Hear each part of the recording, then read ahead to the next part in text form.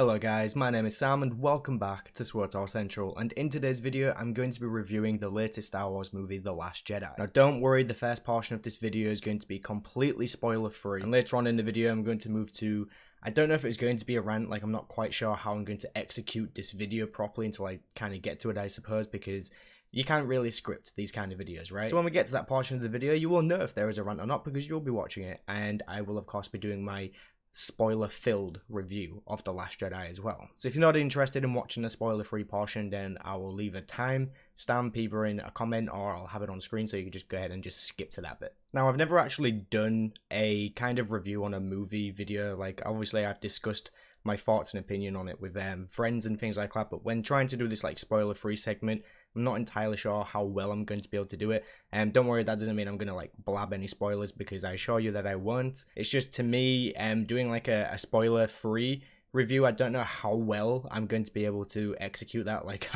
I feel like I'm just going to say something like, yeah, the movie was good, should go see it. No spoilers. There you go. But obviously I'm not going to do that. So for my spoiler-free portion of this video, what I will say is that I believe The Last Jedi is a considerable improvement upon The Force Awakens. You know, in kind of looking back at The Force Awakens, you know, I always say that it's a good movie. Like, The Force Awakens is a good movie.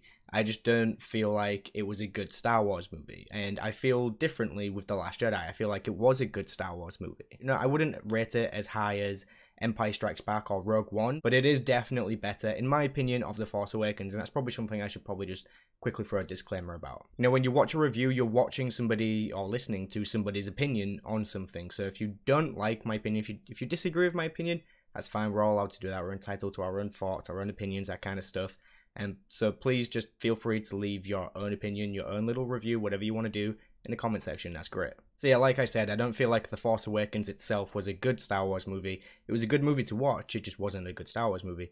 But with The Last Jedi, I felt differently, and I do feel like it is a good Star Wars movie. I also feel like that with The Force Awakens, one of its big fault points is that it felt rushed. Like, too much was happening in the space of one movie, which can of course create plot holes and things like that. Now, I don't necessarily think that The Last Jedi did the same thing. I don't feel like it did jam a whole lot into the movie, even though some people might feel a little bit differently. I mean, don't get me wrong, a lot of things do happen in this movie, like a lot of things, and maybe not all that you're going to care about, but a lot of things do happen. Sort of just as far as character development goes, because I think pretty much the only character that was developed well in The Force Awakens, I think, in my opinion, was Finn. In The Last Jedi, I feel like a lot of the characters had some really good character development, namely being Rey, even more so with Finn, and a couple of new characters. In fact, it's kind of like Rian Johnson took the reins of Star Wars, and, you know, J.J. Abrams was going this way, and Rian Johnson, he sort of grabbed the reins and then pulled them in a different direction and said, nope, we're going this way. Which is funny because the way that The Force Awakens ended,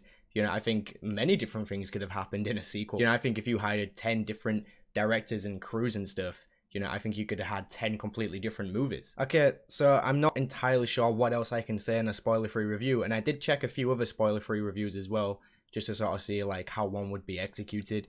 And to be honest, guys, all I can really tell you is that the movie is good. It's better than The Force Awakens in my opinion, but when you go in to see the movie, maybe set your expectations or your Star Wars standards to that of The Force Awakens and take it from there. Like, I know it sucks, guys, I know a lot of people want me to do like a spoiler-free review and that kind of stuff. I don't know how well I've done it, so if you think I did it crap, then just let me know. But honestly, I don't know what more I can say. I just don't. To be completely honest, guys, I want to jump into this, right? Because I want to talk about the movie with you guys. So as of from this moment in the video, if you do not want any spoilers for The Last Jedi, click away right now, okay? I will give you 3 seconds to stop the video. Go ahead, go click somewhere else and go watch something else, okay? 3 seconds. 1, 2, 3. Okay, spoilers are incoming. Alright, now we can talk. Okay, so like I said earlier, I would definitely set the bar of this movie much higher than The Force Awakens, like I said prior. The Last Jedi actually felt like a Star Wars movie. I'm not sure if that's because we had Luke Skywalker in there and we actually saw Snoke in the movie as well. I'm not sure it's because we had those kind of figures. I just honestly feel like this was a Star Wars movie. And when taking into consideration what we had with The Force Awakens, I actually think that that was a pretty difficult thing to do. So definitely a good job to the to Ryan Johnson and the entire crew that worked on this movie. Honestly, good job. But you don't get off the hook that easy. There is some things that I will be bringing up, okay? Okay, so the movie actually starts out pretty strong, and that scene with Hux and Poe on the intercoms, oh my god, that was beautiful. Hello, I'm holding for General Hux. Can you give him a message for me? It's about his mother. Ah, pure gold. I absolutely loved the beginning of this movie. I thought it was great. Now, as we know, what happens here is basically Poe does some, like, shenanigans and, like, does, like, a boost in his X-Wing and then takes out all of the turrets, which is a pretty cool scene. Highly unrealistic, but it was a pretty cool scene. I think the fact that Poe somehow managed to take on this dreadnought on his own was nothing short of a goddamn miracle. But he did it nonetheless, and it was pretty goddamn badass. What I want to know is why none of the other Star Destroyers around were helping him. I genuinely don't know why General Hux wasn't just like, scramble fighters from our Star Destroyers, or, you know, fire at that goddamn ship. You know, do something, right? I know eventually fighters do come out and they were saying that the ship is too small for them to hit it, which is fair enough, to be honest. He was going incredibly fast while being a small target at the same time, so I would imagine that would be a difficult thing to sort of destroy in space, right? So, okay, fair enough, but this is good. I like this. And then after Poe takes out all the turrets and whatnot, we get the bombers that just come in, swoop in, and they're trying to take out the dreadnought. Now, from what I've seen online, a lot of people have an issue with how one of these bombers managed to destroy this entire dreadnought. And you see, the thing is that there is always an explanation for these types of things, and there is always a plan in everything. There's a plan in everything, kid, and I love it when a plan comes together. You see, Star Wars isn't just a movie, right? It's not just one movie, it's not just 7 movies, it's not just 8 movies. It is an entire goddamn franchise. We have games, we have books, we have all sorts of stuff which sort of tangle in with the new Star Wars canon. What I'm sort of getting to here is going to be the game of Battlefront 2, because in the campaign, we get the schematics for said dreadnought, which is sent to Poe Dameron. So the way that you swing this is that Poe did actually have a plan, and he knew that attacking this particular point on the dreadnought would do some serious damage. So there's your explanation for you. That's how one bomber managed to take it out. Let's not forget here, it was one X-Wing that took out the Death Star, and that thing was a lot bigger than that dreadnought. So I figured it would be important to talk about the opening to the movie, because if the opening isn't good, then it doesn't leave you high hopes for the rest of the movie, right? So I believe the movie started out strong. It was definitely a good way to start it out. Good comedy. It had everybody in the room where I was anyways when I was watching it. Had everybody laughing. You know, it was good. I'm sure even you laughed yourself. So eventually we actually see the interaction with Luke and with Rey passing the lightsaber to Luke, right? And what's the first thing he does is just throws it over his shoulder. Like, damn, roasted or something, right? So the reason Luke was on this island on his own this entire time, essentially, in his own little kind of exile, is because of the incident that happened with Kylo Ren. But we'll get into that in a bit more depth a little bit later on. But what was really interesting, especially for me, was that he didn't just exile himself to this island, right? Like, he actually cut himself off from the Force. Like it was mentioned in the movie when Rey is sort of reaching out. That's the Force! So many brilliant lines, goddamn. You know, so while she's reaching out with the Force, she doesn't sense Luke, and she can't sense Luke because Luke has cut himself off from the Force. Now, this doesn't mean that it's permanent, because obviously we see later on in the movie he can use the Force and whatnot, blah blah blah blah. So yeah, it's crazy to think that because of that one incident that happened, he didn't just exile himself, completely cut himself off from the Force. But to be fair, that was actually a pretty smart thing to do when you think about it, because Snoke, as powerful as he is, as we clearly see him later on in the movie, you know, he probably could have just reached out with the Force and located Luke. I don't know. He probably would have done something pretty crazy like that, I would imagine. So maybe just either masking or cutting himself off from the Force was the best thing to do at that time, purely for self-preservation or whatever, right? But you know, the main reason that Luke was actually on this island is because he knew within himself that the Jedi needed to end, and that, you know, the Jedi just needed to cease to exist. His reasoning for this was that the Jedi's history was built upon failure. You know, the Jedi failed to see the threat from right under its nose, being Palpatine rising to power, again with the Jedi not being able to successfully overcome Order 66, you know, not even knowing anything about it, even though somebody did try to warn them about it. God damn, I miss you, Fives. Now, what I think of this concept is that it was kind of dumb. I think it, again, just proves the arrogance of the Jedi in this era, and unfortunately Luke also, he succumbed to that. You know, except this time with his arrogance sort of playing in a manner of that he couldn't do anything. In reality, he definitely could have done something. So I agree with a lot of people about Luke in this movie. I do feel like he was out of character. Maybe a lot of people weren't really expecting for him to be the type of character that he is now, even though decades have passed since we last saw him in Return of the Jedi. You know, he's an old man now. He's probably just as old as what Ben Kenobi was in A New Hope. You know, we go from having this Jedi who was just, he was loving and he had so much faith, especially in his father in Return of the Jedi. Like he knew he could be turned back and from the dark to the light. Like he knew that. And somebody as corrupted and twisted as Darth Vader, like he knew that and he had faith in that in Return of the Jedi. But in The Last Jedi, that's not what we have. So I do kind of agree when people say that he was definitely out of character. But at the same time, you have to look at what has happened as a whole. And then you also have to realize, and I guess this actually might be the part where the rant kind of starts. And that's that Disney owns Star Wars now. You know, like how when your local pub or whatever comes under new management, and then it gets a new name and it gets new decor and everything inside, and it's just not what you're used to at all. Well, that is what is happening with Star Wars. But the thing is that you need to accept that kind of as a fandom, even though I know that people know and love Star Wars as it has been for God knows how many years now. But it's different now. It's owned by a different company. It's going to be taken into a different direction. And if you don't acknowledge that and you don't accept that fact, I don't think you will ever truly be satisfied with any of the new movies or anything new Star Wars related. I think I came to terms with this sometime after watching The Force Awakens. But yes, I believe this is something that as a fandom that we all need to do. And I'm not saying this as in like, oh my god, I'm defending Disney, because trust me, there have been parts in The Force Awakens and even in The Last Jedi where I've been like, come on, what are you doing? But it's something that we don't really get a say in, right? It's not something we get a choice in. It's like I've seen people make petitions already about The Last Jedi. It's like, what?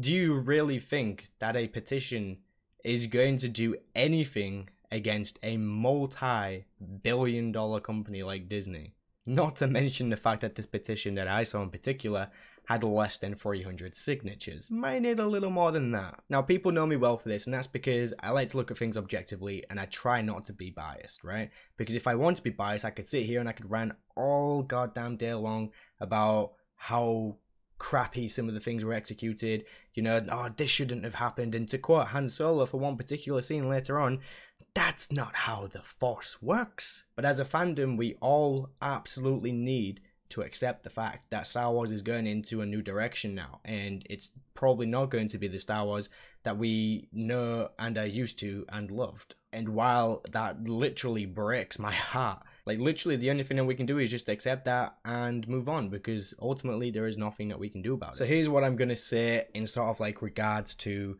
the rant thing, I suppose, right? Because I've watched a lot of reviews on this movie already, and I've listened to a lot of what a lot of other people had to say. And I get it. Like, I get it, guys. I get it.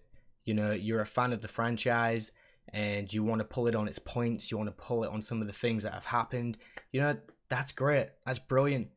Do that. Do that if you want to do that. But just know that that is never actually going to matter. Welcome to the new canon, and welcome to the new Star Wars. And this is also something that I wanted to bring up, and it is incredibly relevant. It's something that Kylo Ren said, and this was during the Snoke scene, right? And this is important, right? Because Snoke dies, right? We know that. Kylo Ren, he kills Snoke in a pretty cool way, to be honest. And I know it's a dick move of them to do, but what they're trying to do here is they're trying to get a message across, okay? And that is out with the old and in with the new. Even Kylo Ren said it himself. He literally said, let them die. Let the Sith die. Let the Jedi die. And let us rule. Okay, so that's let them go. Just let everything out. Okay, let the old stuff out and let the new stuff in. Let the new stuff take over. That was like, that message could not have been clearer to me. Sort of just a path that these movies were going to be going in is an all too familiar path that we've seen before. So we have one Sith who you know comes into power. You know, he's like the leader. You know, Palpatine, then Supreme Leader Snoke, and then who the hell knows who's after Snoke, right? And kind of like the message that they're portraying here is no more of that. Like, you know, we'll just completely get rid of this character. We brought the character in to prove a point. Now we're getting rid of him to prove a point. And that point is that that person, that one person on the top, that one big Sith dude versus that one Jedi dude, it doesn't matter anymore. It doesn't matter. We're throwing that stuff out and we're going in a new direction. I mean, personally, to me, the message could not be clearer.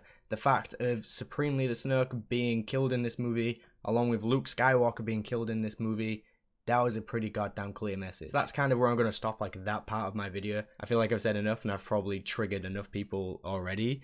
So we'll leave it at that for now. But, you know, don't get me wrong, guys, okay? Because there are still things with this movie that I would like to pull up. And one of the biggest things I would like to pull up is going to be the scene with Leia. So Kylo Ren decides not to shoot at Leia, you know, he knows that she was in there.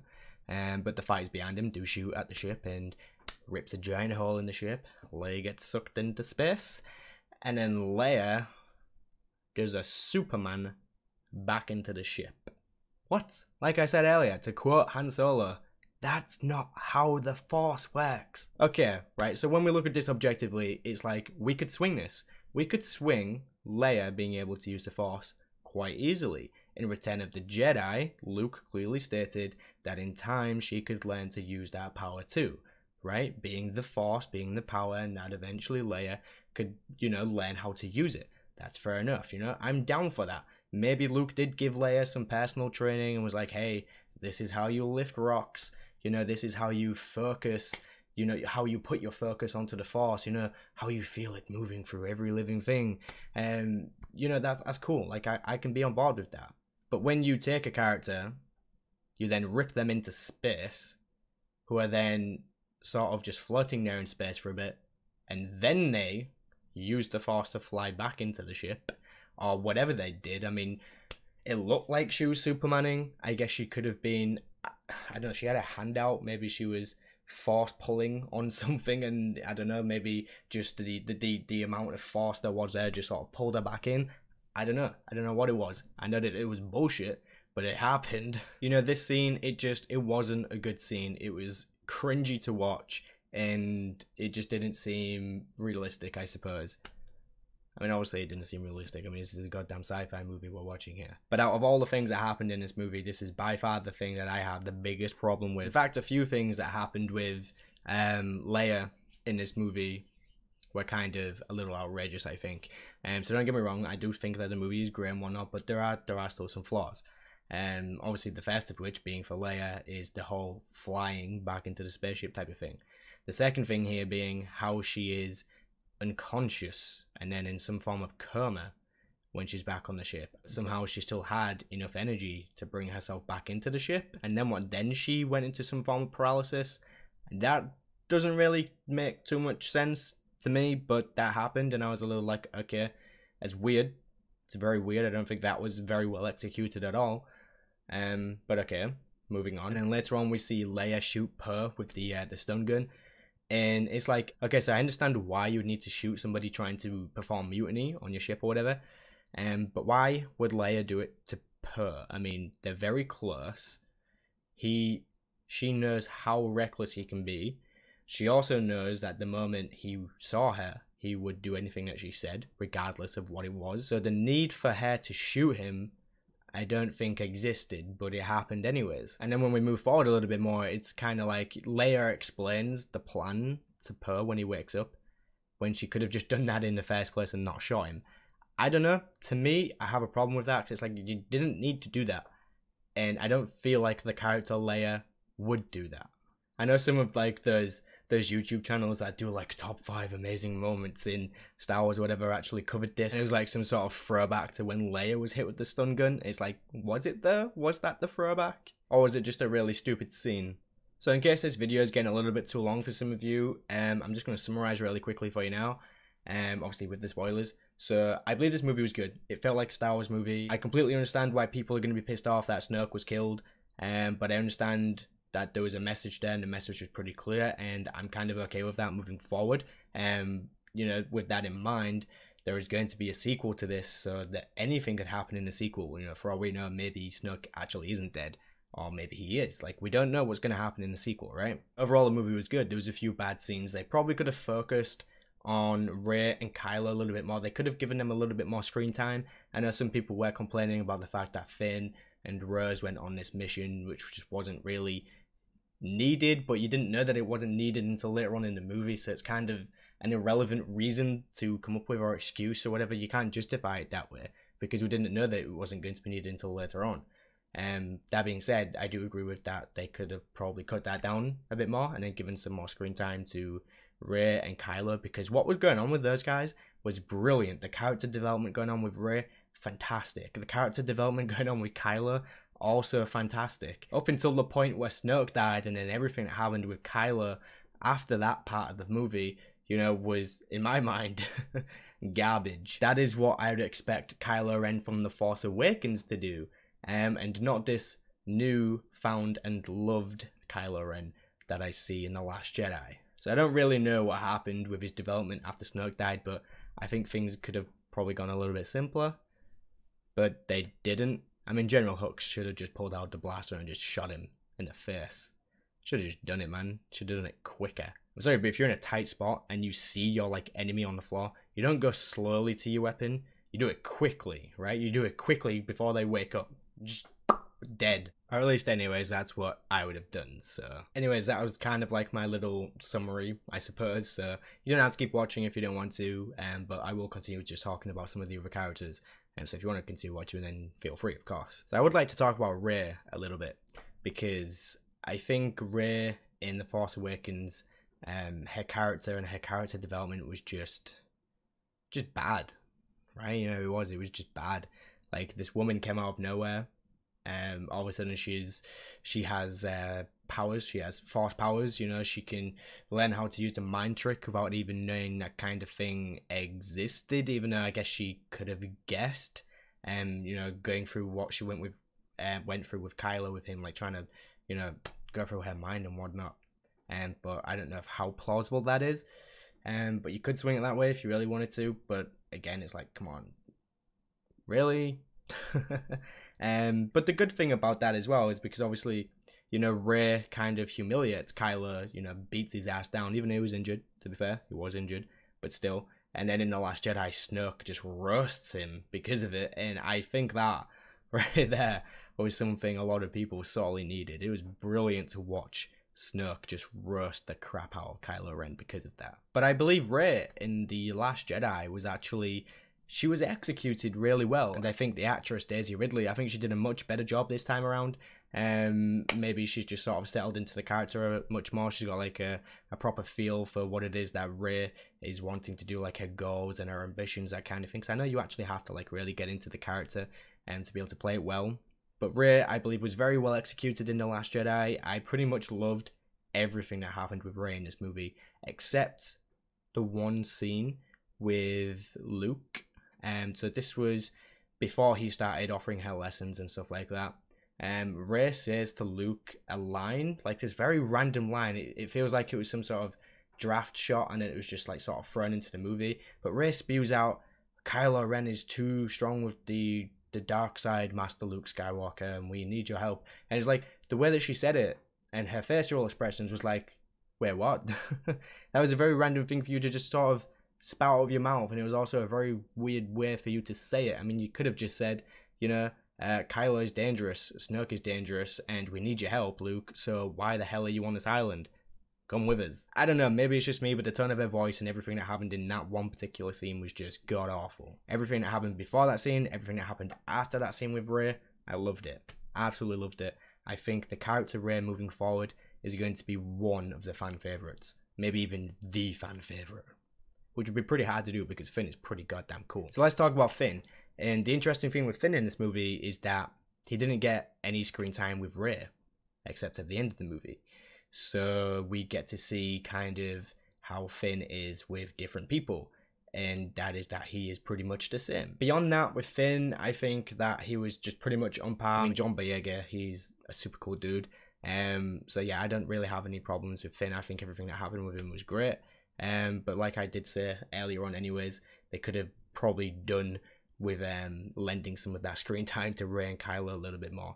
But moving on to Rose, the character Rose in particular here, because I know a lot of people have a problem with her, and I don't agree with just about everything that people are saying about her, except that one scene near the end of the movie. I believe Rose as a character was there to serve as a distraction, and not just to the other characters in the movie, but to the viewers, in a sense of a lot of people thought that Finn and Rey were going to have a romance, but the way that they portrayed it was kind of that Kylo and Rey was going to have a romance, and sort of while Finn was distracted in the movie, it made us look at the Kylo and Rey thing a little bit more than it would have done if Finn and Rey were hanging out more in the movie, if that makes any sense anyways. So yeah, the character Rose, like, I don't really have an issue with her, except the fact that she pulled the dick move at the end, was like, actually, I'm gonna stop you from doing this suicidal thing, even though this suicidal thing could potentially save the rebellion. So yeah, that scene in particular with Rose, where she's sort of just pushing him out of the way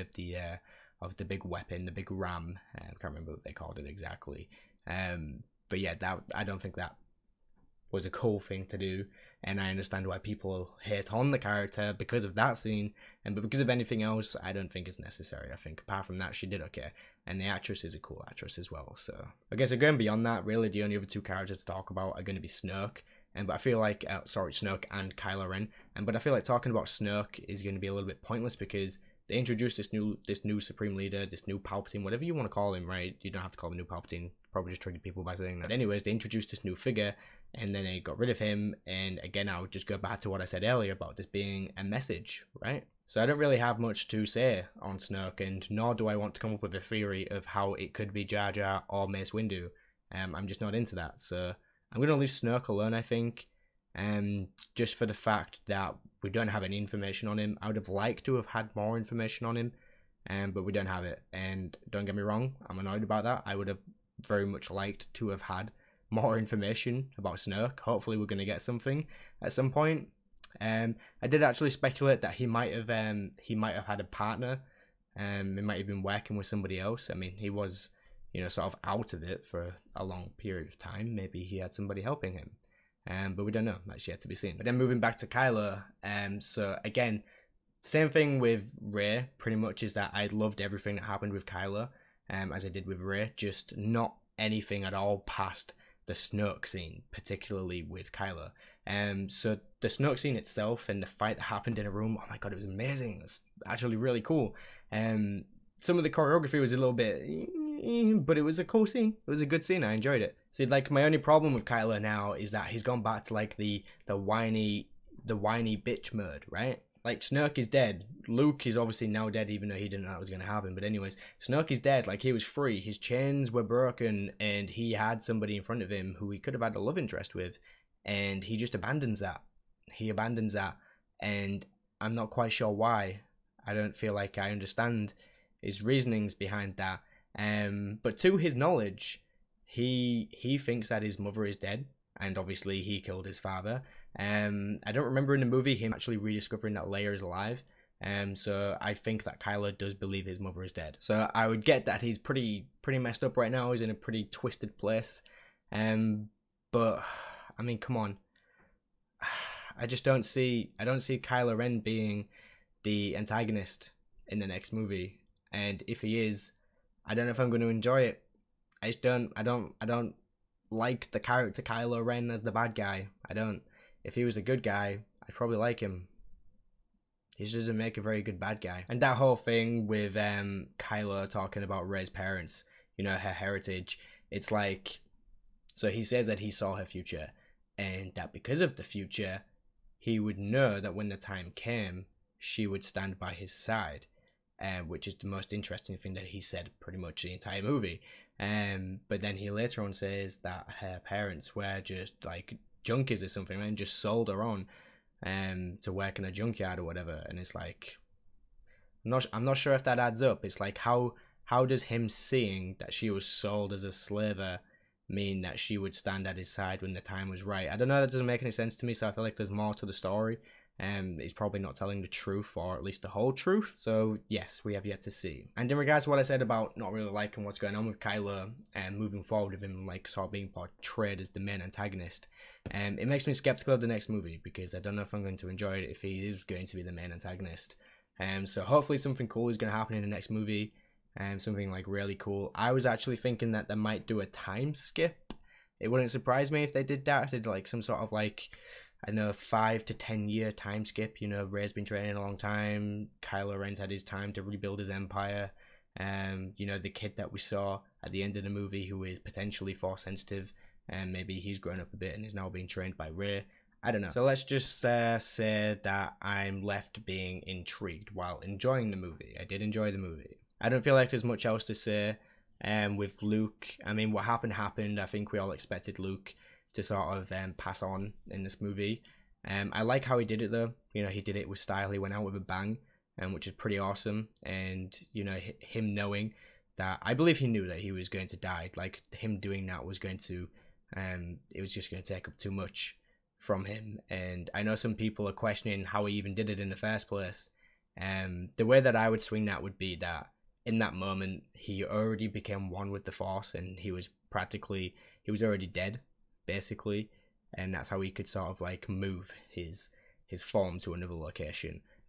Or maybe it was just a completely different Force ability. Who knows? Okay, so with that being said, guys, that's going to be the end of this video. Quite sure how this video is going to pan out for you as a review video, but nonetheless, I'll just tag it as a The Last Jedi discussion, spoiler free, blah blah blah blah. So thank you very much for watching. If you made it this far into the video, make sure you smash the thumbs up button and subscribe if you want to see more, you know, the usual YouTuber stuff. If you want to post your own opinions and feedback and stuff in the comment section, go for it. I'll be looking out to see if there's anything interesting to pick up and talk to about.